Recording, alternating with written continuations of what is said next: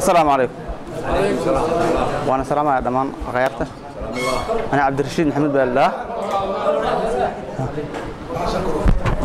انا عبد الرشيد محمد بالله. وانا سلام على دمان. كم حماتان كيما هذا. arrintan u maadan arrinta sheexaysta ahayd. arrinta sheexaysta ahayd. arrinta sheexaysta ahayd.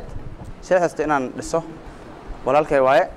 time ku hor aan maxaa hasiyad si haduu dhac oo doorashadan ay soo noqotay walaalkay sheexaysta inaan dhiso oo maanta aan 2 sano ka soo hartay maarta kursiga inaan maanta sheexaysta aan dhiso yaan u imaadeen aan ku shirnay oo anaha aan ka fariisanay habeenahan aan ka fadhinay aan isku raacnay marka hadal fara badan aan u bixisho hadalku ma sii badinay marka walaalkay sheexaysta soo dhawow waan ku qaadnay assalaamu alaykum warahmatullahi wabarakatuh culimo diinka madaxweynaha noo imaaday wiilka anaga intan aan isla soconay inta noo imaatayna soo dhaweysaba assalaamu alaykum warahmatullahi wabarakatuh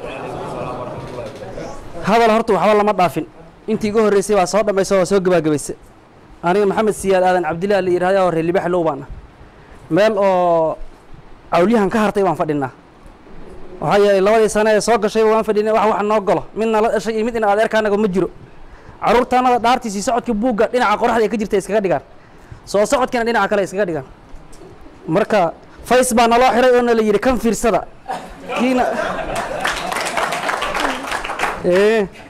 kii waan iska dhowrnaa oo xarkay asagana hadda egan waan yaraha goosta haan baa noo suran oo haanti biyaha afarti gees ka sideeso mid yaro ayadana waxaana la yiri dhowrta 2 haamood ma madow naloo saaro tiina waxa ka baay beebka baa ka duula wax noo fulan waa la maanta waxaan u soo kacnay ninka walaalka anaga awliyahan nin walba waan ku dayna wiilka walaalka anaga maanta inta dambe inaan isku raacino oon siino iyaan ku soo tashanay anaga haddaan aan khayrnahay sidaasaan ku soo dhawaanaysaan wax dulanaho aan wadna male abaan ku qaadayna si wanaagsan baan kugu qaadayna haddii wixii ka dambeeya aday kugu taala assalaamu alaykum warahmatullahi wabarakatuh